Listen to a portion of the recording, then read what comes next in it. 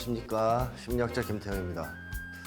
지난 시간까지 풍요 불화 사회가 인류 역사상 가장 불안이 심각한 사회다, 즉 불안 수준이 높은 사회다라는 것에 대해서 두 번에 걸쳐서 말씀을 드렸습니다.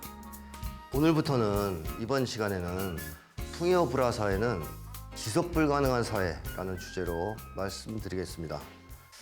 21세기에 들어서서 이렇게 새롭게 시작된 과거와는 좀 유형이 다른 이 심각한 갈등과 불화, 이것이 사실 사회 전체로 봤을 때는 학대 현상을 좀 만연시키는 원인으로 작용하고 있습니다. 그러니까 다시 말하면 21세기에 들어와서 심각해진 이 불화가 사회 전반에 학대 현상을 만연시키고 있다라는 얘기죠. 여기서 이제 학대를 어떻게 규정할 수 있을까요? 심리학적 관점에서 볼 때 인간 존엄성을 침해하는 행위는 다 학대라고 할 수 있습니다. 예를 들면 상대방을 존중하지 않고 무시한다든가, 또 상대방을 근거 없이 막 경멸하고 비난한다든가, 뭐 이런 게 다 이제 사실 학대라는 것이죠. 과거에는 뭐 물리력을 동원한 학대, 이런 것이 이제 문제가 많이 됐습니다. 왜냐하면 그게 많았기 때문에. 집안에서도 가정에서도 실제로 뭐 때리는 문제, 아이들을 이런 게 문제가 됐었고, 또 학교나 이런 데서도 보통 주먹으로 치는 그런 폭력, 이런 게 문제가 됐다면, 최근에는 그런 어떤 직접적인 물리적 폭력은 많이 줄어들었습니다. 그렇다면 폭력이 사라졌느냐, 즉 폭력을 동원한 학대가 사라졌느냐 하면 그건 사실 아니죠. 정신적 학대가 더 많아졌다, 이렇게 볼 수 있는데요. 예를 들면 학교 폭력이 심각해서 한동안 이 경찰관들을 막 배치하고 막 그랬습니다. 신고도 받고 학교 폭력위원회 이런 것도 구성하고 그랬는데, 그래서 이 주먹으로 막 치고받는, 그걸로 애들을 때리는, 친구들을 때리는 그런 학대 현상은 상당히 줄어들었습니다. 하지만 모든 학대가 다 사라진 것은 아니고 형태를 좀 바꿨죠. 카톡방에서 친구들을 괴롭힌다든가, 언어적으로 공격한다든가, 뭐 등등의 정신적 학대 혹은 은밀한 학대, 이런 것이 이제 일반화됐습니다. 그래서 오늘날의 학대는 사실상 과거와 같은 폭력을 동원한 학대보다는 그러한 정신적 학대가 더 심각한 문제다라고 말씀드릴 수 있습니다. 그래서 인간의 존엄성을 침해하는 행위는 모두 학대다. 그래서 이런 점에서 보면 사람을 존중하지 않는 것, 이것은 그 자체가 학대입니다. 그 사람의 존엄성을 부정하는 행위이기 때문에. 그리고 또 심리학적으로 볼 때 자기 과시도 학대 행위라고 할 수 있습니다. 여기에 대해서는 저게 무슨 얘기일까 하고 궁금해하시는 분들이 있을 수 있는데요. 한번 이런 걸 생각해보죠. 누군가가 뭐 명품 시계를 하나 차고 밖에 나가서 친구들을 만나거나 사람들을 만나면서 그걸 자랑을 했다 칩시다. 자, 그렇게 이제 노골적으로 나 이런 좋은 시계를 찼어 하고 자랑하는 게 아니더라도 은근하게 그냥 자기가 그런 명품 시계를 가지고 있다는 걸 자랑해도 그건 과시죠. 상대방한테 과시를 하는 겁니다. 근데 이러한 과시 행위 이면에는 특정한 언어적 내용들이 숨어 있지 않습니까? 나는 이렇게 비싼 시계를 살 수 있을 만큼 잘 나가는 사람이야, 성공한 사람이야, 출세한 사람이야, 부유한 사람이야, 이런 등등의 말이 숨어 있는 거죠. 또 반대로 상대방이 있을 거 아니에요. 시계를 가지고 과시를 하는 대상이 있을 거 아니에요. 과시의 대상에 대해서 뭐라고 얘기하는 거냐면, 너는 이런 시계 살 수 없잖아. 뭐 너는 루저니까, 패배자니까 라고 조롱하는 것과 조롱하는 내용이 담겨 있는 거죠. 그 행위에는. 그래서 사실 명품 시계가 있는 사람들은 그걸 자랑할 때 그걸 살 수 있는 사람 앞에 가서 자랑을 안 합니다. 자기보다 더 어려운 사람들, 명품 시계를 사기 힘든 사람들 앞에 가서 그런 행위를 하죠.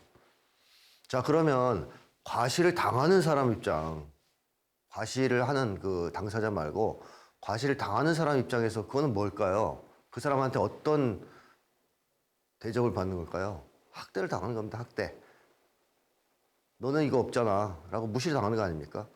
그래서 이런 점에서 볼 때 자기 과시도 학대다라고 얘기할 수 있습니다. 오늘날 이렇게 학대가 심각해진 데는 앞선 시간에서 말씀드렸듯이 오늘날의 사회가 다층적 위계 사회이기 때문이다 라는 겁니다. 이런 사회에서는 예를 들어 40층에 사는 사람, 이 사람은 우월감과 열등감을 동시에 가지게 됩니다. 왜냐하면 자기보다 위에 쪽에 층이 있기 때문에 그 사람들을 대할 때는 열등감을 느껴요. 50층 사는 사람들 한번 생각하면 열등감 느끼겠죠? 또 동시에 자기보다 아래쪽에 있는 사람들을 생각하면 우월감을 느낍니다. 그래서 우월감과 열등감을 거의 동시에 가지게 되죠. 그리고 이런 어떤 정신적 고통, 혼란으로부터 과시행위를 하기도 하고 열등감에 대한 분풀이 혹은 자기가 무시당하거나 학대를 당한 것에 대한 분풀이 행동을 하기도 하고 그 과정에서 차별을 당연시하게 여기고 정당화하는 차별주의적 의식을 갖게 되기도 합니다. 이게 이제 학대의 하나의 원인이 되는 거고요. 즉 다층적 위계 사회가 학대를 만연시키고 있다라는 것이고, 그 다음에 이 다층적 위계에 의한 학대가 만연되면 사람들이 누구나 다 학대를 당하는 경험이 생기기 때문에 권위주의적 성향도 강해집니다. 이 권위주의적 성향은 강자를 찬양하고 약자를 공격하는 성향이라고 간단하게 여기서 말씀드리겠는데, 어쨌든 이런 성향이 강해질수록 약자를 공격하는 현상이 심해집니다. 자, 이런 이유 때문에 21세기에 들어서서 나타난 새로운 불화, 새로운 갈등, 불화는 학대 현상을 만연시킨다라는 얘기입니다. 그래서 이 과정에서 한국 사회는 일종의 학대 도미노 현상이 나타나는데요. 즉 학대가 만연돼 있다는 것이 뭐 무차별적으로 막 왔다 갔다 방향 없이 움직인다기보다는 위에서 아래로 일정한 질서를 따라 도미노가 쓰러지듯이 내려오는 경향이 있습니다. 그러니까 다층적 피라미드에서 위에서 아래로 차례로 쭉 내려오는 것이죠. 그래서 한국 사회를 보통 옛날에는 갑질 사회라고 그랬죠. 그런데 지금은 학자들이 갑질 사회라고 부르면 안 된다라고 얘기합니다. 왜냐하면 갑질만 있는 게 아니니까. 을질도 있고 병질도 있고 정질도 있다. 뭐 더 밑에 더 있겠죠. 그래서 오늘날의 한국 사회는 최소한 갑을병정질의 사회라고는 불러야 이게 표현이 된다. 이런 얘기를 하는 사람들이 많아졌습니다. 그러니까 옛날에는 단순 위계 사회라서 보통 부자와 가난한 사람, 뭐 귀족과 평민 사이에 갑질 하나밖에 없었잖아요. 지금은 다층적 위계 사회가 됐기 때문에 맨 위에서 갑질이 있으면 그 다음에 을질이 있고 병질이 있고 해서 쭉 밑으로 내려오면서 학대를 하는 이런 사회가 됐다는 얘기입니다. 그래서 갑을병정질의 사회다. 다층적 위계 사회에서는 이런 학대 도미노 현상이 발생한다라는 거죠. 근데 어떤 분들은 왜 이 밑으로만 이게 내려오고 학대가 거기에 대한 반격은 없느냐, 위로 올라가지 못하느냐 이런 얘기를 하시는 분들도 있는데요.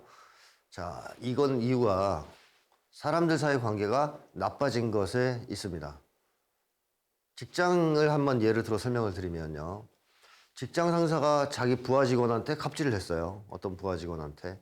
근데 직장 동료들 사이가 엄청 좋아요. 원만합니다. 그러면 그 사람은 어떻게 하겠습니까? 자기 동료들한테 얘기를 하겠죠. 이런 일을 내가 당했다, 억울하게. 그럼 보통 이제 일 끝나고 술자리를 가지고 거기서 막 이제 그 직장 상사 욕도 하고 위로도 해주고 하다가 야, 이거는 안 된다. 너무 심하다. 도를 넘어섰다. 이거는 항의를 해야 되겠다. 그러면 이제 직장 동료들이 힘을 합쳐서 그 뭐 이제 위에 항의를 할 수도 있고 정 안 되면 노동조합을 만들어서 싸울 수도 있습니다. 옛날에 농민들도 비슷했죠. 지주나 이런 양반들한테 엄청나게 이제 괴롭힘을 당해서 이 도를 넘었다고 생각되면 횃불 들고 나가서 봉기를 일으키지 않았습니까? 이것이 가능했던 이유는 그 당시에는 사람들 사이의 관계가 좋았기 때문이죠. 원만했기 때문에. 근데 직장 동료들 사이의 관계가 나빠졌다고 한번 가정을 해보시죠. 개인 간 경쟁으로 인해서 소원해지고 심지어는 적대적이기까지 하다. 근데 직장 상사가 어떤 사람을 갑질을 했어요. 한 직장인을. 그러면 그 사람 어떻게 하겠습니까, 그걸? 동료들한테 얘기도 못해요. 관계가 안 좋으니까. 그러면 자기가 당한 그 학대로 인한 스트레스를 풀 방법도 없고 해결할 방법도 없습니다. 그럼 이 사람은 그걸 어떻게 하겠습니까? 자기보다 약한 사람을 찾아서 학대를 하겠죠. 그래서 외국의 만화 중에는 그런 만화도 있더라고요. 인터넷에서 이제 유행하는 만화 중에는 회사에서 직장 상사가 직장인을 막 학대하는 장면, 나무라는 장면이 나오고 그 다음에는 그 사람이 집에 가서 아내를 막 괴롭히는 장면이 나오고 그 아내가 또 밑에서 자기 아이를 막 혼내는 장면이 나오고 그 애가 개를 혼내는 장면이 나오는 4컷짜리 만화 이런 걸 또 외국의 어떤 만화가 그려서 이렇게 게시하고 사람들이 많이 보고 그랬는데 그게 바로 이런 학대 도미노 현상을 얘기하는 겁니다. 오늘날에는 이 학대가 밑에서 위로 못 올라가는 거죠. 위에서 아래로만 쭉 흘러내리는 학대 도미노 현상이 일반화되었다라는 겁니다. 자, 이런 가불병정질의 문제 또 이제 심각합니다. 사회생활 하다 보면. 그런데 또 하나 더 심각한 학대 도미노가 있습니다. 제가 볼 땐. 과시무시로 이어지는 학대 도미노라면 저는 이것을 은밀한 학대 도미노, 혹은 정신적인 학대 도미노 이렇게 이제 부르고 싶은데 한국 사람들은 다들 그걸 목적으로 사는 것 같아요. 요즘에는 보면 내가 더 잘났어라는 것을 증명하기 위해서 또는 내가 더 잘 나가라는 것을 사람들한테 보여주기 위해서 사는 것 같습니다. 어떻게든 돈을 더 벌고 더 성공하고 출세해서 내가 너보다는 더 잘 나가, 내가 더 잘났어 이걸 보여주기 하는데 인생을 걸고 있는 것 같은 느낌도 있는데 자 어쨌든 한국 사회에서는 그러한 욕망 때문에 사람들이 계속 과시를 하죠. 아까 명품식 얘기를 했지만 과시를 합니다. 당한 사람은 그게 아까 앞에서 말씀드렸듯이 학대를 당한 거거든요. 그럼 그 사람은 어떻게 하겠습니까? 또 자기가 과시할 수 있는 대상을 찾아서 과시를 하죠. 예를 들어 동창회 가는데 친구가 외제차를 샀다고 타고 와서 자랑을 했다. 그러면 이제 기분 나쁘잖아요. 그럼 이제 중형차 타고 또 소형차 탄 친구를 찾아가서 그 친구한테 자랑을 한다든가 하는 식으로 과시무시의 학대 도미노가 이 사회에 있다는 것이죠. 근데 이것은 사실 갑질보다 더 일반적이에요. 그러니까 일상생활을 하면서 더 자주 경험할 수 있습니다. 갑질은 특정한 상황에서 특정한 조건, 예를 들면 직장에 들어갔는데 직장 상사가 이상한 사람이라든가 직장의 문화가 아주 이상하다든가 잘못되어 있다든가 할 때 보통 경험하고 잠깐 경험하는 측면이 있다면 이러한 정신적인 학대 도미노는 일상생활에서 자주 경험합니다. 굉장히 자주. 우연히 친구를 만나러 갔다가도 경험하고 친척들을 만나러 갔다가도 경험하고 또 길을 가다가도 자기를 쳐다보는 시선을 통해서도 경험하는 게 바로 이 과시무시의 학대 도미노입니다. 근데 이거는 대응하기도 참 어렵습니다. 친구가 명품 시계 차고 와서 이렇게 자꾸 이렇게 자랑을 은근히 하면 기분 나빠지거든요, 점점.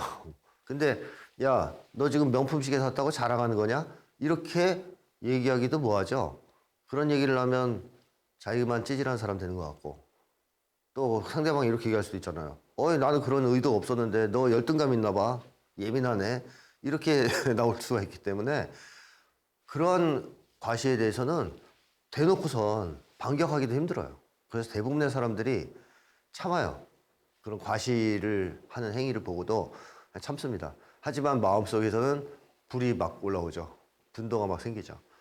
그래서 이걸 어딘가는 풀어야 되기 때문에 또 자기도 모르게 누군가를 만나면 과시 행위를 하고 당한 사람은 또 가서 하고 이런 학대 도미노가 한국 사회에 있다라는 것이죠. 그래서 한국 정리하자면 우리 한국 사람들은 다층적 위계 사회에 살면서 가불병정질 속에서의 학대도 경험하고 또 다층적 위계에서의 과시무시로 이어지는 정신적인 학대도 경험하면서 산다. 그러니까 얼마나 사는 게 힘들겠습니까? 존중불안이 또 얼마나 심각해지겠습니까? 이런 상황에서 살아간다면.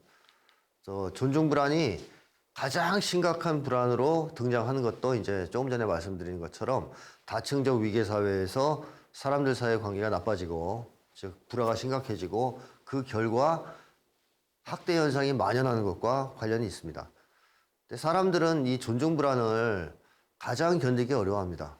굳이 비교를 하자면 생존불안과 존중불안 중에서 더 견디기 어려운 불안은 존중불안이라고 할 수 있습니다.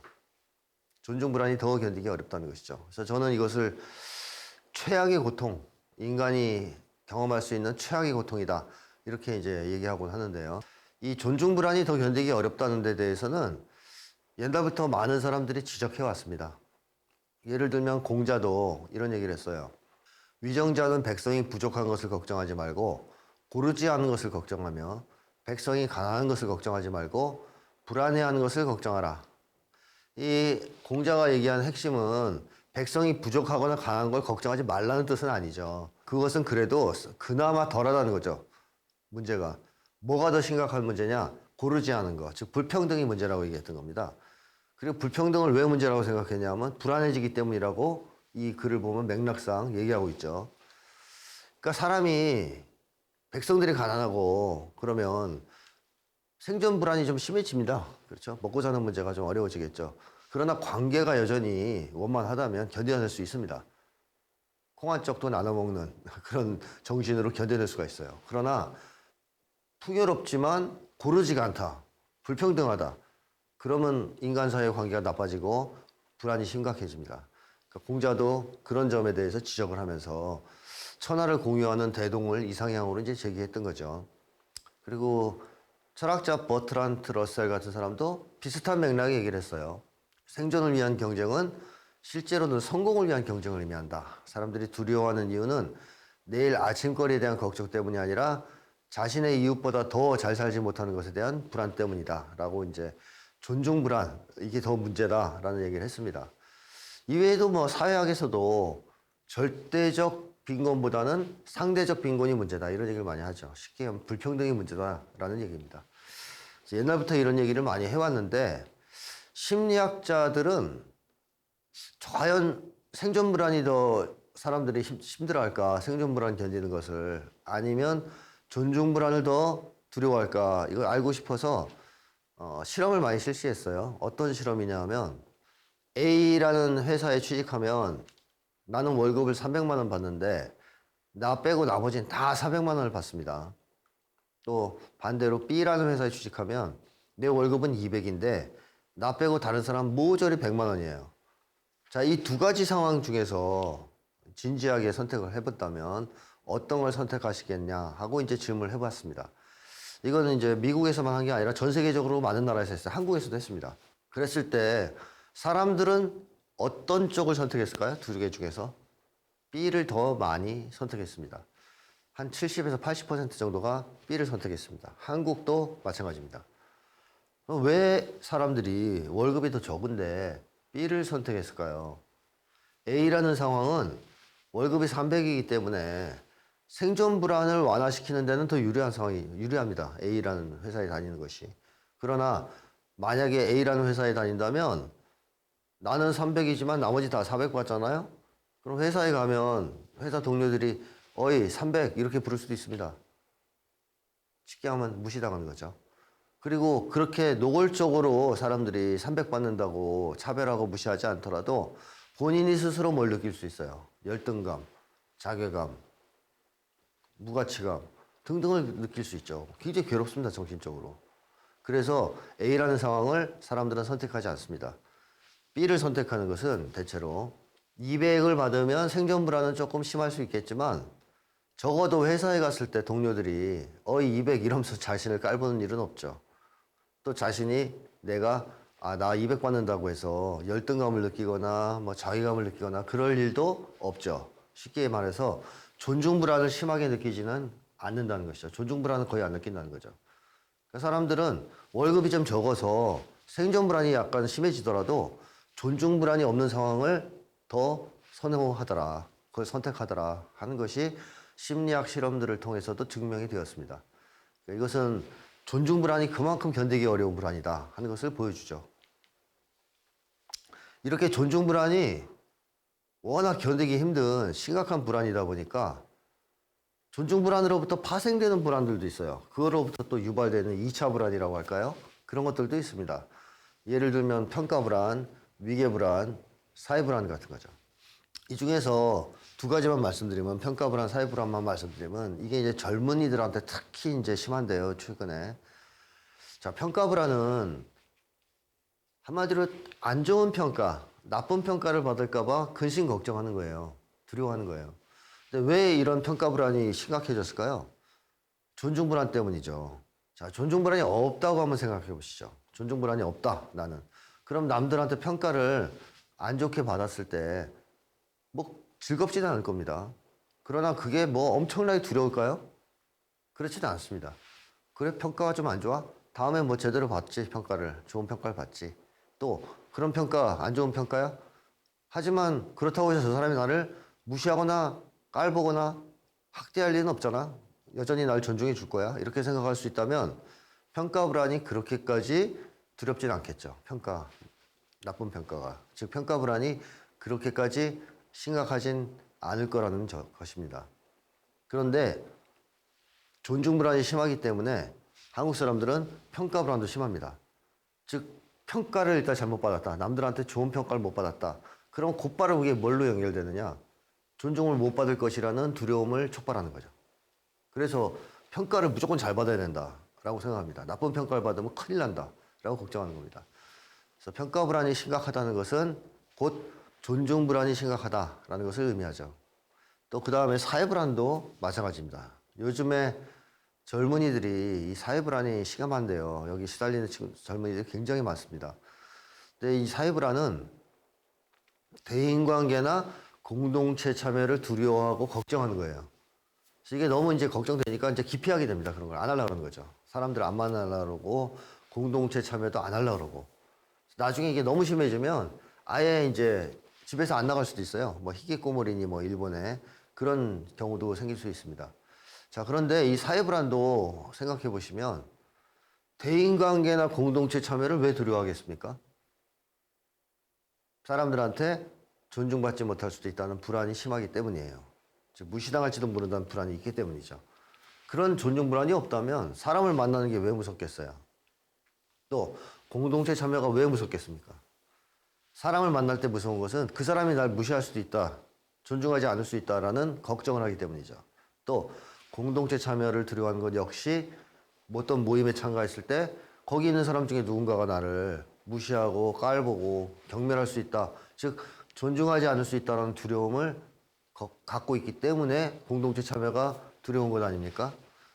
다시 말하면 사회 불안도 결국 존중 불안이 심하기 때문에 나타나는 현상이라는 겁니다. 자, 이 얘기는 평가 불안이든 사회 불안이든 위계 불안이든 이런 것들은 사실 존중 불안이 사라지면, 존중 불안이 약화되면 같이 없어질 것들이에요. 같이 없어지는 겁니다. 그러니까 존중 불안이 심각하면 절대로 사라지지 않을 그런 또 하나의 불안들이고, 그래서 존중 불안이 이런 식의 여러 가지 불안들을 파생시킨다. 왜냐? 워낙 강력한 불안이고 사람들이 두려워하고 견디기 어려워하는 불안이기 때문에 그렇습니다. 네, 이렇게 존중 불안은 심각한 불안이다 하는 점에 대해서 말씀드렸는데요. 이렇게 불안이 심해지면 사람들은 어떻게 될까요? 불안으로부터 도망치기 위한 삶을 살겠죠. 한마디로 이걸 이제 심리학에서 회피동기 뭐 이렇게 얘기하는데, 한마디로 거의 맹수한테 쫓기고 도망치는 것 같은 삶을 살게 됩니다. 사는 게 너무 힘들어지죠. 그러니까 불안 자체는 고통이기 때문에 사람들은 그때부터는 인간다운 삶, 아름다운 가치를 추구하는 삶, 이런 거를 꿈꾸지 못합니다. 그냥 불안으로부터 자기를 지키고 도망치는 삶을 살게 됩니다. 그럼으로써 삶의 질이 현저히 떨어지고 정신적으로도 고통스럽게 되죠. 사실 어떻게 보면 심리학적으로 보면 이런 삶은 비정상적인 삶 혹은 정신병적인 삶이라고까지 얘기할 수 있습니다. 건강한 동기 혹은 욕망을 실현하기 위해서 살아가는 것이 아니라 어떤 두려움 때문에 그게 무서워서 그걸 피하기 위해서 살아간다? 이것을 정상적인 삶이라고 하기는 어렵죠. 병리적인 삶이라고밖에 말할 수 없습니다. 근데 불안이 너무 심해지면 사람들은 그런 삶을 살 수밖에 없다라는 것입니다. 자, 그런데 우리 한국 사람들은 이 불안으로부터 도망치고 불안으로부터 자기를 지킬 수 있는 것이 뭐라고 믿을까요? 돈이죠. 돈이라고 생각합니다. 실제로 돈을 벌면 어느 정도는 불안이 방어되는 측면이 있습니다. 예를 들면 내가 월급을 100만 원 받다가 300으로 뛰었다. 그러면 생존 불안이 좀 줄어듭니다. 또 내가 월급 200 받던 직장에서 500 받는 직장으로 옮겼다. 그럼 사람들이 덜 무시하겠죠? 존중 불안도 약간 줄어들긴 합니다. 물론 오늘날의 풍요불화 사회, 다층적 위기 사회에서 불안은 완벽하게 방어될 수 없습니다. 존중 불안, 특히 존중 불안은 절대로 방어가 불가능하죠. 따라서 돈으로 불안을 방어하는 것은 사실 불가능해요. 하지만 일정 정도는 방어가 되는 측면도 있어요. 그러다 보니까 사람들은 돈을 열심히 벌면, 미친 듯이 돈을 벌면 언젠가는 이 불안으로부터 내가 해방되지 않을까, 해방될 수 있지 않을까 하는 잘못된 생각을 하면서 돈에 올인합니다. 불안으로부터 벗어나기 위해서. 근데 문제는 벗어날 수 없다는 것이죠. 어떻게 해도. 뭐 예를 들어서 소형차를 타다가 중형차를 사면 존중 불안이 해결되느냐? 해결이 안 됩니다. 대형차 사야 됩니다. 대형차 사면 해결되느냐? 안 됩니다. 외제차 사야 됩니다. 끝이 없어요. 다층적 위기 사회에서는 아까 같은 학대 도미노가 있기 때문에 끝이 없습니다. 어떤 경우에도 불안은 해결되지 않습니다. 그래서 사람들은 이 돈에 올인해서 사는 과도한 욕망을 가지고 돈에 집착하는 이런 어떤 행태에서 벗어나지 못하게 되는 거죠. 거의 밑 빠진 독에 물 붓기처럼 돈을 쫓게 되는 겁니다. 그래서 오늘 우리 한국 사회는 다들 아시겠지만 남녀노소를 불문하고 돈의 노예가 돼서 살아가고 있습니다. 모든 것을 거의 돈에 걸고 있죠. 돈이면 다 된다고 생각하고. 그 결과 생각도 철저하게 돈을 중심으로 합니다. 돈 중심적 사고라고 저는 이걸 표현하는데요. 가장 대표적인 것이 바로 사람의 가치, 만물의 가치를 돈을 기준으로만 평가하는 겁니다. 어떤 사람이 훌륭한 사람이냐 아니냐, 사회에 얼마나 기여했느냐 아니냐 이런 건 별로 따지지 않아요.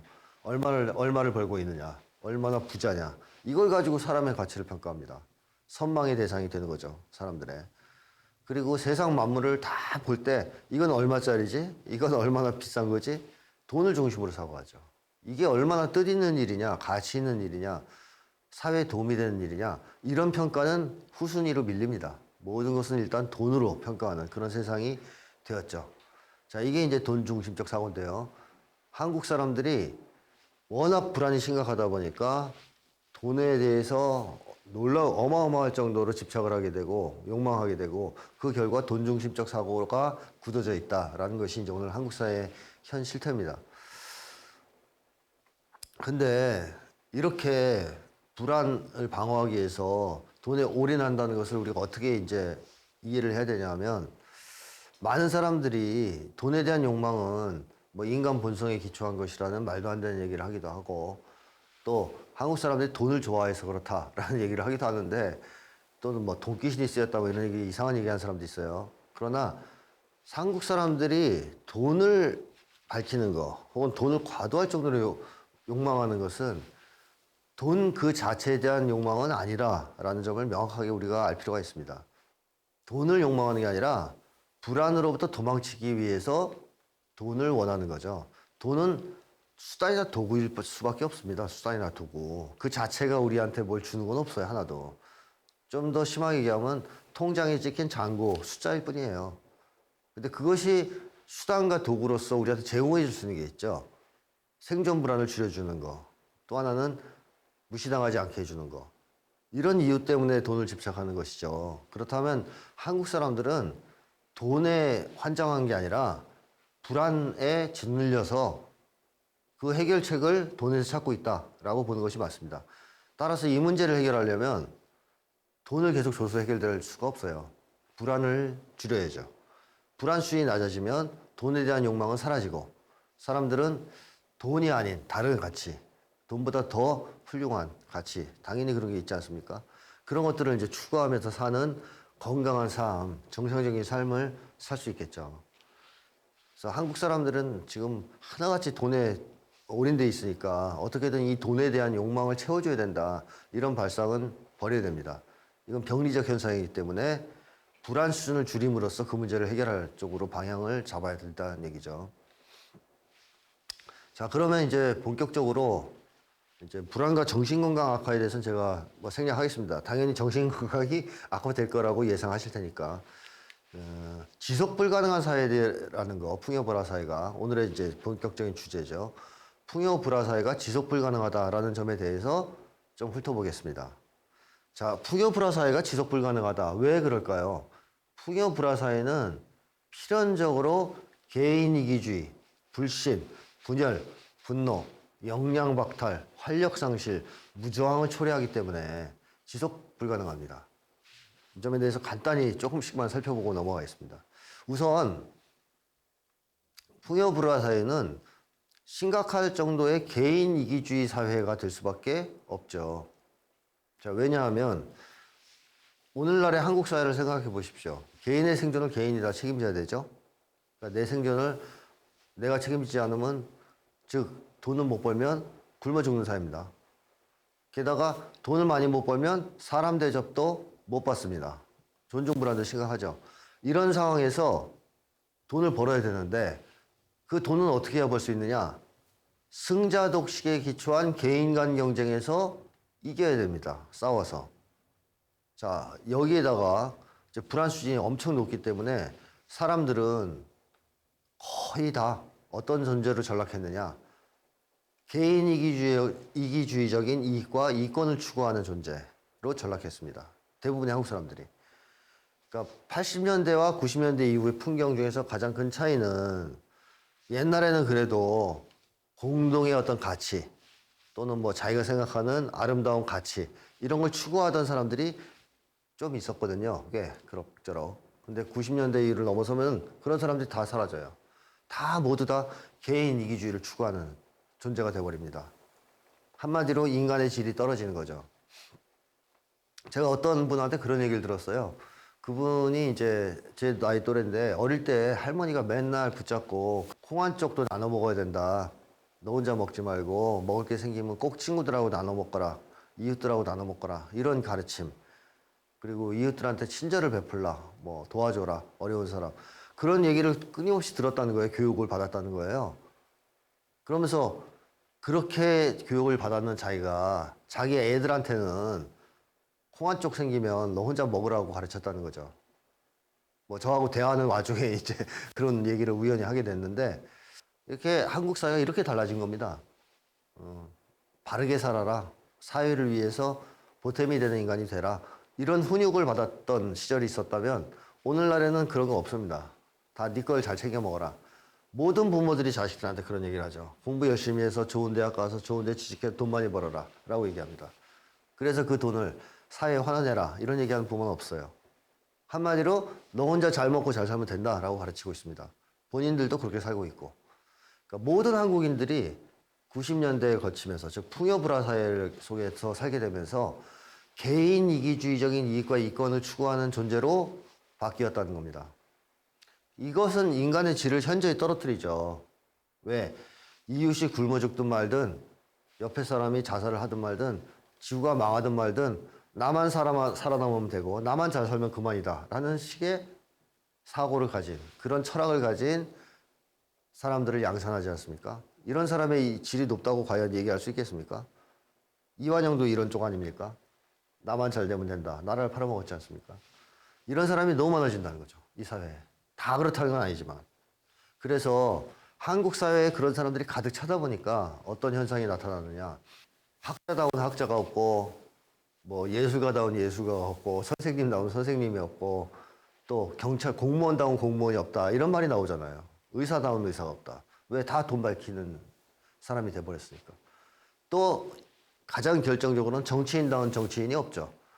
과거에는 그래도 공동의 어떤 목표, 자기의 어떤 철학과 신념을 실현하기 위해서 쉽게 얘기하면 공익을 추구하는 정치인들이 좀 있었습니다. 아주 많지는 않았어도 있었습니다. 꽤. 그러나 오늘날의 정치인들은 거의 다 국민들이 지금 개탄하듯이 자기 밥그릇을 챙기기 위해서 살아갑니다. 속물처럼 돼버렸죠. 근데 그게 정치인만 그렇게 된 게 아니에요. 한국 사회에 살아가는 모든 한국인들이 그렇게 된 겁니다. 그 피해는 누가 입습니까? 우리 모두가 입죠. 정치인들의 질이 떨어져서 공익은 남을나라 하고 다 사익만 추구한다. 사욕만, 사리사욕만. 그럼 그 피해는 국민들이 입습니다. 의사다운 의사가 사라져서 환자를 돈벌이 대상으로 생각해서 맨날 속이기나 하고 과잉진료만 한다. 그 피해를 우리가 입죠. 학자다운 학자가 사라져서 진정한 학문을 연구하고 그것을 사람들한테 알려주는 게 아니라 사람들을 혹세무민하는, 출세할 수 있는 학문, 잘 팔리는 상품 같은 거짓말 이런 것들을 사람들한테 얘기한다면 그 피해를 또한 우리가 입습니다. 그러니까 인간의 질이 저하되면 그 피해는 고스란히 모두에게 돌아오죠. 그럼에도 불구하고 모든 사람들은 점점 더 나의 이익만을 추구하는 속물적 인간, 질 낮은 인간으로 전락해가고 있습니다. 이게 한국 사회를 망치는 가장 중요한 특징 중에 하나라고 저는 생각합니다. 자, 이렇게 되면 결국 그 사회는 붕괴하는데요. 그것을 보여주는 것이 바로 공유지의 비극이라는 겁니다. 생태학자인 이제 게럿 하진이라는 사람이 이제 제안한 개념인데요. 이제 간단한 개념이 겁니다. 개인들이 각자의 이익을 추구한 결과는 사회적 차원에서는 손해 파멸로 귀결된다라는 얘기입니다. 쉬운 예로서 각 개인들이 이익을 추구하기 위해서는 집에서 나오는 폐수를 어떻게 해야 됩니까? 밖에다 버리는 게 맞죠. 자기 집에다 보관하면 손해잖아요. 그러니까 이제 각자 자기 이익을 위해서 폐수를 밖에다 던져요. 버려요. 공유지에다. 그럼 나중에 어떻게 되겠습니까? 그 공유지가 오염되죠. 그러면 나중에 공유지가 오염된 결과 식수에서 독이 나올 겁니다. 모두가 죽게 되죠. 그러니까 이제 이 게러다진이 한 얘기는 그거죠. 모두가 각자 자기 이익을 위해서 이렇게 분투하고 살아가면 결국 그게 사회의 파멸로 이르는 경우가 많다. 저는 뭐 많다가 아니라 무조건 그렇게 된다고 생각합니다. 각 개인의 이익을 위해 살아가면 그 사회는 파멸로 치달을 수밖에 없다고 생각합니다. 심리학에서도 그런 연구가 굉장히 많습니다. 뭐 공황에 대한 이론이라든가 굉장히 많습니다. 각 개인이 자기 이익을 위해 하다 보면 결국에는 그 피해가 모두에게 돌아오고 사회적 차원에서는 재앙이 발생한다. 이런 이론들이 굉장히 많죠. 한국 사회가 지금 딱 그렇게 가고 있다라고 볼 수 있습니다. 모두가 개인의 이익을 위해서 세상이 어떻게 되든 말든 뭐 지구가 망하든 말든 상관없이 돈만 쫓고 있잖아요. 그 결과 한국 사회는 점점 더 심각할 정도로 침몰해 가고 있죠. 이런 사회는 지속 가능하지 않습니다. 그리고 조금 전에 그 내용과 결부된 거겠지만 한국 사회는 심각할 정도의 불신 사회죠. 사람들을 믿지 않는 사회입니다. 사실 이런 뭐 설문조사 뭐 이런 걸 보시면 사람들을 신뢰할 수 있다고 보통 대답을 하는 나라들은 복지제도가 잘 돼 있는 나라들, 불평등이 덜한 나라들입니다. 한마디로 생존불안, 존중불안 수준이 낮은 나라들이에요. 상대적으로 낮은 나라들. 그런데 신자유주의 체제가 돼서 생존불안과 존중불안이 심각한 나라들은 대인불신이 엄청나게 심합니다. 자, 이렇게 불신이 심하다면 불평등이 심한 나라일수록 사람에 대한 불신이 심하다. 그렇다면 어떤 문제가 생길까요? 일상적인 삶조차 대단히 힘들어지죠. 사람을 도대체 믿을 수가 없게 되잖아요. 그럼 일단 집에다 자물쇠를 많이 달아야 됩니다. 캐나다가 보면 자물쇠 안 달고 산대요. 그 마이클 모 감독이 찍은 영화를 보시면 다큐멘터리 영화. 미국 사람들 자물쇠 5개씩 답니다. 그것도 모자라서 총을 집에다 구비하죠. 자, 불신 사회가 되면 살기가 팍팍해지고 일상생활이 힘들어진다? 당연한 거죠. 치과를 하나 가려고 해도 동네 치과를 마음대로 못 갑니다. 과잉 진료할까 봐. 인터넷에 조사하고 가야 됩니다. 또 물건을 하나 살래도 하도 속이는 사람이 많아서 다 조사해야 됩니다. 너무너무 피곤하죠, 사는 게.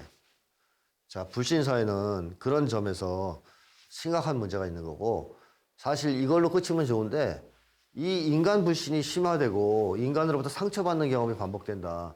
예를 들어 보이스피싱 요새 심하잖아요. 제가 아는 어떤 분은 평생을 번 돈 몇 억을 다 당했더라고요. 얼마 전에는 신문에 수십억을 당한 사람이 있더라고요. 뭐 당한 사람들이 무슨 죄가 있겠습니까? 사기를 당한 거죠. 착해서. 순진하고 착해서. 근데 그렇게 해서 그런 경험을 살면서 몇 번 해보세요. 인간 자체가 미워질 수 있죠.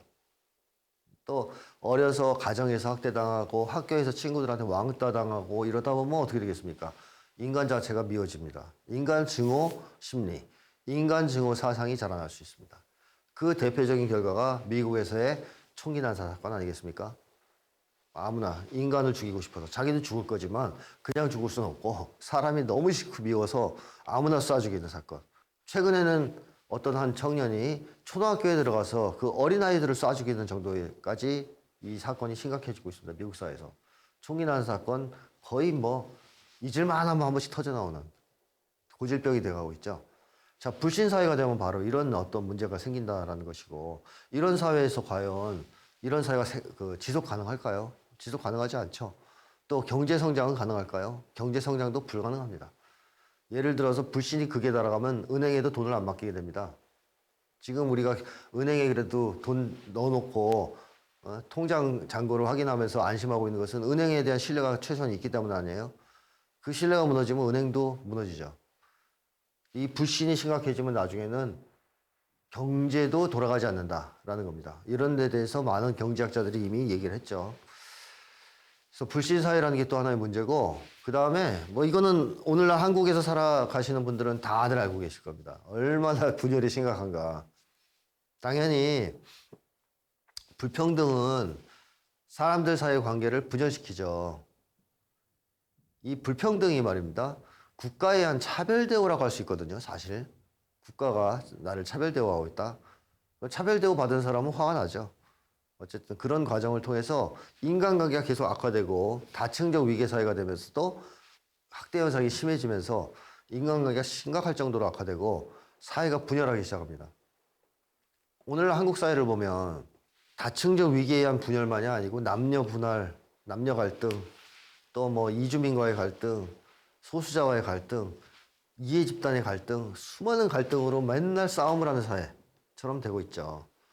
왜? 이 기저에는 불평등이 있습니다. 그 불평등이 초래한 인간관계 악화가 있는 거고요. 그래서 분열된 사회는 사회적 국가적 과제를 제기하기도 해결하지도 못하죠. 예를 들면 훌륭한 어떤 정치인이 나와서 공동의 과제를 제시해도 그거가 국가적 의제로 채택이 안 될 수도 있다는 얘기입니다. 너무 분열이 되면. 지금 미국이 그런 상황 아닌가요? 공화당, 민주당이 지금 엄청나게 갈등을 빚고 있는데 그 밑에는 이제 불평등이 깔려 있습니다. 이게 어느 정도로 심하냐 하면 미국인들 중에 40몇 %가 10년 안에 내전이 발생할 것으로 예측하고 있다는 조사 결과가 나왔죠. 실제로 트럼프 지지자들은 기관총을 들고 시위를 하고 막 그럽니다. 이번에 만약에 이제 그 수사를 통해서 트럼프를 제끼면 무장 투쟁을 해야 된다라는 얘기까지 돌고 있다 그럽니다. 얼마나 분열이 심각해서 이것이 악화됐으면 지금 내전 양상으로까지 치닫고 있는 걸까요? 이건 한국의 미래도 보여주는 장면 아닙니까? 한국도 이렇게 될 수 있습니다. 계속 불평등을 방치하고 인간관계 악화를 방치하면 미국처럼 될 수가 있습니다. 이런 사회는 지속 가능하지 않죠. 국민 통합을 이루지 못하는 사회, 지속 가능할 수 없습니다. 풍요불화 사회는 필연적으로 분노가 지배하는 분노 사회일 수밖에 없습니다. 인간 존엄성을 계속 유린하는 거잖아요. 사실 학대라는 것은. 또 존중을 못 받는다, 존중 불안이 심하다라는 얘기는 인간 존엄성이 유린당하는 것과 관련된 현상이죠. 자, 여기에다가 불안은 또 심합니다. 그러니 분노가 심해질 수밖에 없죠. 불안하면 화가 납니다. 개도 겁 많은 개가 더 짖고 사람 물고 그러지 않습니까? 사람들도 마찬가지입니다. 불안하면 불안할수록 방어적이고 공격적인 태도를 취합니다. 이 과정에서 분노가 심해지죠. 계속 화가 나죠. 사람답게 살고 싶은데 그러한 삶은 가로막히고 계속 돈 벌기 위해서 전 인생을 다 바쳐야 되고 그렇게 아무리 벌어도 생존 불안, 존중 불안에서는 벗어날 수 없다. 여기로부터 오는 이 분노, 이 불평등한 세상에 대한 분노 이런 게 얼마나 심하겠습니까? 자, 요즘엔 또 게다가 위계 상승도 과거에 비해서 훨씬 더 어려워졌죠. 개천에서 용나는 시대는 끝났다. 뭐 이런 얘기가 나오고 있죠. 이런 것 때문에 분노가 극심해집니다. 풍요불화 사회에서는. 그러면 어떤 현상이 나타날까요? 정신질환과 범죄가 동반 증가합니다. 같이 증가합니다. 원래 정신질환과 강력범죄, 특히 범죄 중에서 강력범죄는 같이 올라가고 같이 내려갑니다. 그럼 하나가 다른 하나의 원인이라서 그러냐? 그게 아니죠. 두 개의 원인이 똑같기 때문이에요. 분노입니다. 여러 가지가 있지만. 자, 이 분노가 엄청나게 강한데 이 분노를 사회로 뿜지 못하고 표출하지 못하고 자기를 향해 표출한다. 그럼 우울증 걸리죠. 우울증 환자가 늘어납니다. 이 분노를 사회를 향해서 건강하지 못한 방식으로 표출한다. 이게 범죄입니다. 강력범죄. 그러니까 결국 문제는 분노라는 것이죠. 이 분노가 해결되지 않는 사회에서는 범죄, 정신질환 이것이 동시에 증가할 수밖에 없다. 실제로 연구해 보면 동시 증가로 나타납니다. 한국 사회도 어때요? 옛날보다 두 가지가 더 심해졌죠. 정신질환을 앓는 사람도 훨씬 많아졌고 예를 들면 우울증 환자 엄청나죠. 한국이 자살률 세계 1위라는 거 알고 계실 겁니다. OECD 회원국 중에 1위라는 걸. 그 다음에 범죄도 예전에 비해서 엄청나게 증가하지 않았습니까? 미국도 마찬가지입니다. 미국도 범죄가 너무 증가해서 인구 대비 범죄자 수로 세계 1위인가 그래요, 미국이. 그리고 교도소가 꽉 차서 수용이 불가능할 정도로 범죄자가 많이 나옵니다. 한국도 그렇게 될 가능성이 있다라는 것이죠. 그래서 불평등이 높을수록 이런 문제가 생기는데 이 강력 범죄의 가장 큰 원인은 뭐냐? 여기서 이제 뭐 하나의 상식으로 잠깐 말씀을 드리면 사람을 죽일 때 살인 같은 강력 범죄 있죠. 뭐 때문에 죽이는 것 같습니까? 대체로 무시당해서 죽입니다. 그게 제일 많습니다. 한국에서도 충동적 살인, 그러니까 물론 계획살인은 좀 달라요. 연쇄살인마 같이 사람을 죽이려고 계획해서 죽이고 이런 건 좀 틀리고 우발적으로 충동적으로 너무 화가 나서 사람을 죽이는 경우 이런 경우 대부분 뭐냐? 무시당해서 그런 겁니다. 한국도 그렇고 미국도 그렇습니다. 그만큼 존중불안이 문제라는 거죠. 사람들이 그걸 견디기 힘들어한다는 겁니다. 그게 심각해지면 그 순간 사람을 죽이기까지 한다는 거죠. 자, 그런 정도 말씀을 드리고 그 다음에 풍요불화 사회가 영양박탈 사회라는 걸 좀 말씀을 드리고 싶은데요. 이 유명한 실험이 하나 있어요. 어떤 실험이 있냐면 인도에는 카스트 제도가 있지 않습니까? 그래서 이제 아이들의 계급이 있습니다. 근데 이제 아이들을 모아놓고 어떤 수행을 시켜요. 근데 카스트 제도의 그 계급을 공개하지 않고 시키면 성적이 똑같이 나와요. 모든 아이들이 똑같이 잘해요. 근데 똑같은 상황인데 카스트를 공개해요. 그러면 어떻게 될까요? 낮은 등급의 카스트에 속한 아이는 수행이 확 떨어집니다. 왜? 그 아이는 이제 옆에 있는 애들도 자기가 그 낮은 천민이라는 걸 알게 되고 선생님들 그거 알게 될 거고 거기서 이미 자신감을 상실하는 거죠. 의욕도 상실하고. 그러면서 수행이 확 떨어져요. 그래서 이런 이제 실험들을 통해서 학자들이 발견한 것은 뭐냐면 역량이 부족해서 아래쪽 위계에 가는 게 아니고 아래쪽 위계에 있기 때문에 역량을 발휘할 수 없는 거다. 즉 위계가 낮으면 낮을수록 역량 발휘가 불가능해진다라는 얘기입니다. 또 조금 다른 얘기를 하면 예를 들면 피아노를 엄청 잘 치는 재능이 있다고 쳐요. 근데 그 아이가 역량 박탈을 당할 수 있는 낮은 위계에 있다. 즉 너무 가난해서 피아노를 잘 치는 재능이 있지만 조성진만큼의 재능이 있지만 한 번도 학원을 다닐 수 없는 가난한 아이. 집에 피아노를 살 수 없는, 가질 수 없는 아이다. 그럼 그 역량은 박탈당합니다. 한국을 세계적으로 알리고 있는 유명한 음악가들, 연주자들은 다 어느 정도 가정적 뒷받침, 위계로 치면 약간 높은 위계에 있는 친구들이에요. 그 아래쪽에 있는 친구들은 그런 재능이 있어도 발견조차 안 됩니다. 이게 역량 박탈이 아니면 뭐겠습니까? 위계에 따라 사람들의 역량이 파괴된다라는 것이죠. 그리고 한국 사회에서 또 하나의 문제점은 사람들이 자기가 원하는 직업을 선택할 수 없다는 겁니다. 왜? 돈 되는 직업을 우선적으로 선택하기 때문에 자기의 잠재력을 충분히 발휘하거나 개발하지 못한다. 자기가 원하는 일을 사실 해야 되거든요. 그래야 자기 잠재력을 최대한 발휘할 수 있고 자기 적성과 재능에 맞는 일을 해야 잠재력을 최대한 발휘할 수 있고 역량을 키울 수 있는데 한국은 그렇지 않다는 겁니다. 일단 돈 되는 일을 하죠. 그래서 자기의 적성과는 무관하게 거의 다 서울대 의대를 진학하려고 하는 이 말도 안 되는 현상들이 나타나죠. 이건 국가 차원에서 보면 사실상 자살행위라고 할 수 있습니다. 자살행위. 예를 들면 미국 같은 경우에는 2008년 전에 금융위기 신자유주의 체제 이전에는 역량이 뛰어난 그러니까 소위 천재, 수재 이런 청년들이 과학기술 분야 이런 데 많이 지원을 했어요. 그래서 미국이 이제 과학기술이나 뭐 기술, 그 IT 기술 이런 쪽에서 상당히 이제 두각을 드러냈죠. 세계를 선도했죠.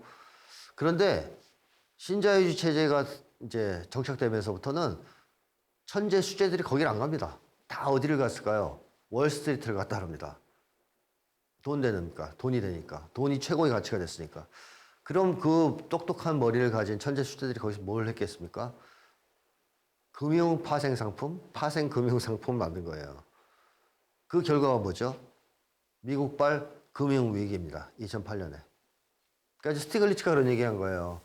만약에 이 사회가 건전한 사회였다면 얘네들이 옛날처럼 기초과학을 연구하고 사회적으로 의미 있는 자기 잠재력을 개발해서 사회에 기여하면서 살았을 텐데 이 사회가 돈만 밝히는 사회가 되다 보니까 불평등 사회가 되고 지대추구 사회가 되다 보니까 모조리 다 금융 부분 달려가서 사회를 파멸로 이끌었다는 거예요.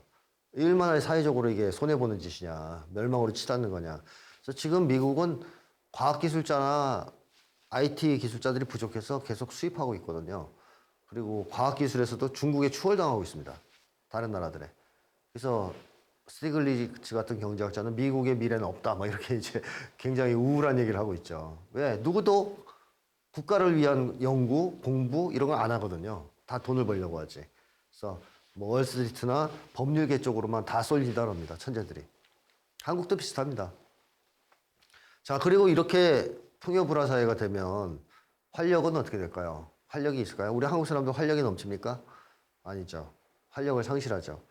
꿈과 희망이 없습니다. 세계 최악의 출산율, 도전과 모험을 하지 않는 그런 현상, 혁신이나 창의성이 실종되는 그런 사회가 될 수밖에 없죠. 한국 사회에 뭐 경제적 성장이 어렵다 이런 얘기하고 막 하는 그 근원에 뭐가 있냐면 바로 활력을 상실하는 것이죠. 또 한국 사회의 가장 큰 또 하나의 마지막 문제점은 뭐냐? 저항을 포기한다는 겁니다. 너무 불평등하면 이제 사람들이 이제 막 다 포기하는 상황이 오는데요. 이제 아이고 내가 저 사람처럼 벌려면 244년을 일해야 되는구나. 이런 걸 알면 이제 안 된다고 생각하죠. 아, 안 되는구나. 그리고 이 말도 안 되는 불평등 이것을 당연시하게 받아들이는 경우가 있습니다. 사실 한국 사람들을 대상으로 조사한 연구들을 보더라도 대부분의 한국 사람들이 불평등이 심각하다고 생각하거든요. 거기에 대해서는 다 알고 있어요.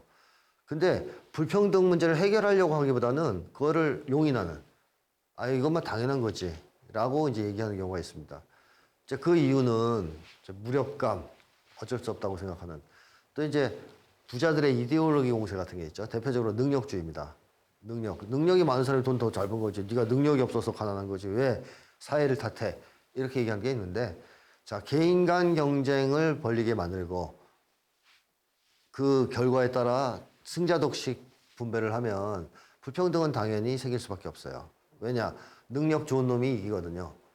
그러니까 이제 능력주의를 지지한다는 말은 불평등을 용인한다는 말과 통하는 거죠. 승자독식을 용인한다는 말과 통하는 것이고.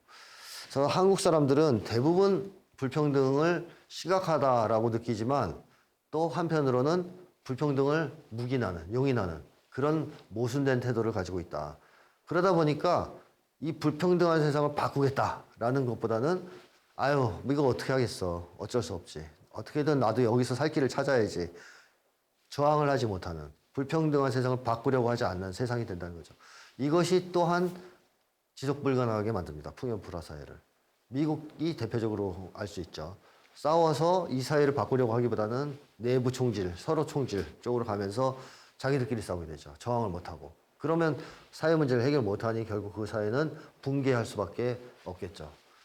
자, 여기까지 말씀드리겠습니다. 지금까지 이제 쭉 오늘 강조했던 것은 풍요불화 사회가 학대 도민도가 굉장히 심한 사회다. 그래서 너무 사람들이 고통스럽기 때문에 돈에 올인하는 사회가 될 수밖에 없고 이런 사회는 지속 가능하지 않다 하는 얘기를 했습니다.